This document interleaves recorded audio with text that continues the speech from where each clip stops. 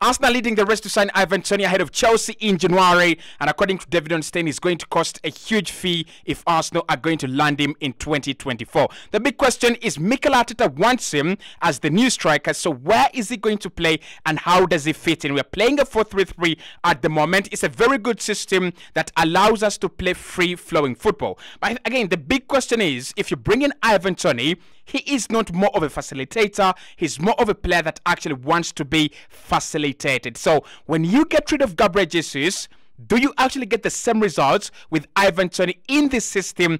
That is what we are answering in this video. So I want your thoughts. I want your opinions in the comment box below. Do we drop Gabriel Jesus, guys? Should we drop Gabriel Jesus to accommodate Ivan Toney? And if no, there is a very big but there.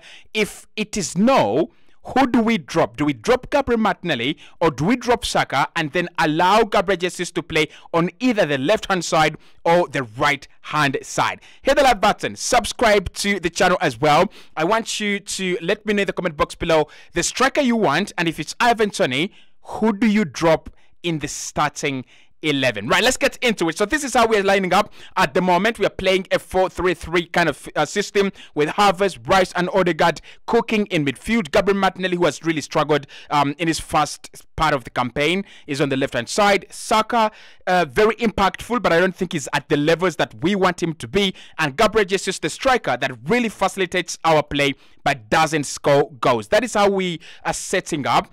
Not a bad lineup. There is no shortage of quality there. The only problem is we are not assured of scoring goals. And maybe that is why Mikel Arteta has decided, why don't I try to get a striker and try to get guaranteed goals? And Ivan Toney is the player we are actually looking at. So in this video, we're going to look at 5 formations that Arsenal could actually line up with Ivan Toney. And those 5 formations are a 4-5-1 with one striker up top. That is actually one of the things that I would really want to see when we bring in Ivan Toney. Arsenal, in some games, we need to be more compact in midfield. So we might need to play 5 in midfield and one striker. One striker to cause problems, one striker to actually decide the game. We could also still play our 4-3-3. I don't think it is dead. I don't think because Ivan Toney actually becomes the new striker, then the 4-3-3 is dead. The 4-2-3-1 system that requires Kai Havertz or Martin Odegaard to shift into that number 10 position. We might need to create a number 10 position to facilitate our number 9. Now we saw this with Kevin De Bruyne dropping into the number 10 when they brought in Erling Haaland at Manchester City. It worked well for them because when you have a dedicated creator, it works well with a dedicated goal scorer. We'll talk about the 4-4-2, 2 strikers up front, and then we'll talk about the 3-5-2 and why I think when we go to games like Anfield, Etihad, this could be the go-to formation, the 3-5-2. Right, let's dive into it. Let's dive into how these formations could actually be all working out at the same time. So the first thing you've got to focus here on when you look up at a player like Ivan Toney is what are they like and what formations do they actually want to play in. So Arsenal have been playing in this 4-3-3, but I think with Gabriel Jesus now out, if you put Gabriel Jesus out of there, you'd have a 4-3-3 with Ivan Toney up top. Now, I don't like the sound of this, and I'm not really a big fan of the 4-3-3 with Ivan Toney. There are some deficiencies. There are some things that I think don't actually work well. First and foremost, Gabriel Jesus is really a hard-working player, and he finds himself on the right-hand side. He finds himself on the left-hand side. He finds himself in midfield, but then at times you'll find him defending, and you'll find him leading counterattacks from all directions of the pitch. So that is why Gabriel Jesus actually is a very important player to our system. When you get rid of Gabriel Jesus, there is a lot you're losing across the pitch. There's a lot you're actually, giving away. And I know Mikel Arteta, as a manager, he's going to think about this, and he won't want to lose Gabriel Jesus, right? So this is what I think will happen.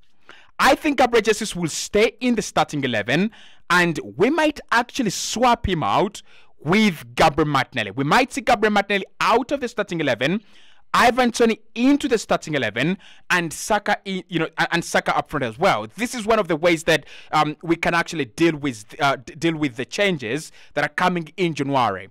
You have a Gabriel Jesus round here that has a lot of quality on the ball, but then he's also happy and willing to be running into the penalty area.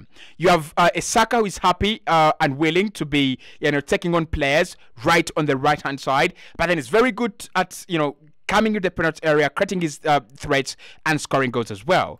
Ivan Toney then becomes that guy that just enters this penalty spot, that penalty area, and his job is just to score goals. Now, the difference here is that we will not have a striker facilitator. He doesn't facilitate all these guys. I don't think he will be facilitating Saka. I don't think he will be facilitating Gabriel Jesus the way we have seen Gabriel Jesus do it, right? But then we have also seen Ivan Toney play up top with Brian Mbeumo at Brentford, and that could be one of the reasons why he's such a very brilliant signing. So we might have Ivan Toney and Gabriel Jesus up top. These are two very different players, but Ivan Toney wants to resemble Brian Mbeumo. I think Mbeumo is not an out-and-out striker as well. He's not happy to be, right there scoring goals or waiting to score goals or to be fed. Brian Mbeumo actually loves to be running, and he loves to be running into space. So what we saw last campaign was a combination of Ivan Toney and Brian Mbeumo, where Toney was picking up the ball and he was kind of the board where the ball was played, and then Brian Mbeumo was running across him and was running past him, and he was Ivan Toney literally had to play the ball into the path of Brian Mbeumo. That caused problems for so many Premier League teams, including Arsenal. And I think that is something that we can easily recreate if we wanted at Arsenal. So if you have these two around here, it literally means that if you have Saka a little bit deeper, probably, and Kai a little bit wider, so Declan Rice as well, and then you would have your number 10 in Odegaard. So it means that when we play this ball into Ivan Toney around here, he can easily play this ball in these spaces. And that is where Gabriel Jesus actually thrives, but that is also where Martin Odegaard loves to run into. That is where Saka loves to run into, and that is where Kai Havertz loves to actually get his space and arrive into the penalty area. So we might actually have the option to play a 4-4-2 formation with Declan Rice and Odegaard as part of the midfield, Kai as part of the midfield as well, and Saka as part of the midfield. It's kind of very complicated how that would work, but having two strikers up top in certain games will actually give us an added advantage, and I think it did give Brentford an added advantage. They scored a couple of goals, they created good chances, and they overpowered many defenses with that one trick. Have two strikers that are completely different. So if one is actually put out of the game, the other stays in the game. So the 4-4-2 is something that Mikel Arteta will think about, and something that we actually should consider as we bring in Ivan Toney. But then the other thing, the other option Mikel Arteta would actually love to play is a 3 at the back. So when we play 3 at the back, it literally means that Zinchenko shifts into the midfield, Gabriel Magalhaes, Saliba, and Tomiyasu or Ben White in a back 3. You have Alexander Zinchenko playing as a left wing back, and that means that you can play Saka as a right wing back as well.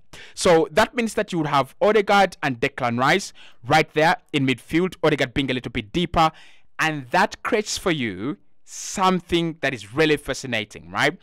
You can have Kai Havertz as part of this midfield 3. So Kai, Rice, and Odegaard, they'll stay the same, but Kai now becomes more like a number 10. And then, because this is kind of a compact shape, you can have two strikers up top. So it's a 3-5-2. 2 wing backs, 3 midfielders, and 2 players up top. And I think with Gabriel Jesus, his profile is neither a winger nor a striker. He just loves to be on the ball. He just loves to be involved. He loves to be always a part of the game, right? And this could actually create a huge threat because Gabriel Jesus could actually drive at players until the penalty area and then just wait for the arriving run of Ivan Toney, or Ivan Toney could just run past everyone, and Kai Havertz will be arriving and Martin Odegaard will be arriving as well. Now, if we were to play a 3-5-2, this would be at the Etihad.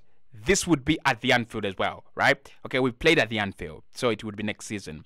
But the 3-5-2 literally allows you to be compact, and it allows you to close the spaces when you're playing a team that really loves to exploit spaces. So, be it we're playing Bayern in the Champions League, Barcelona in the Champions League, Manchester City, home or in the Champions League, this is a system that would cause huge problems, for Manchester City. To put that into perspective, Man City lost home and away to Brentford last campaign, and that was the system they were playing. How about that?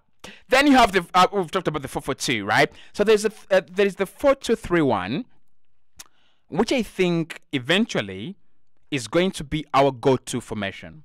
Now, I have seen Kai play in a 10, but in the Liverpool game, we saw something very fascinating and very interesting. Martin Odegaard, for the first time ever, was 100% playing deep and not concerned with playing, wide. In advanced areas, right? So Declan Rice was as deep as a defender. We saw that a lot of the time. Saka was high up the pitch, and you had the likes of Gabriel Jesus high up the pitch, and the likes of Martinelli as well. Kai Havertz was occupying these spaces here. Alexander Zinchenko did come into the midfield on a couple of occasions, but this guy, Martin Odegaard, was occupying this zone. What this does and what this means is that Odegaard has got the ability to actually come and play as a number 8 alongside Declan Rice in a double pivot. And when you play double pivot, that means you can have a dedicated number 10, and that dedicated number 10 is Kai Havertz. Now, I'm not saying this is going to happen, but this is the best way we can play Ivan Toney, Kai Havertz, Odegaard, and Declan Rice in a 4-2-3-1, in a system that allows us to have a number 10, who's Kai. I think Kai can actually do it. More of a goal-scoring number 10 rather than a creative number 10.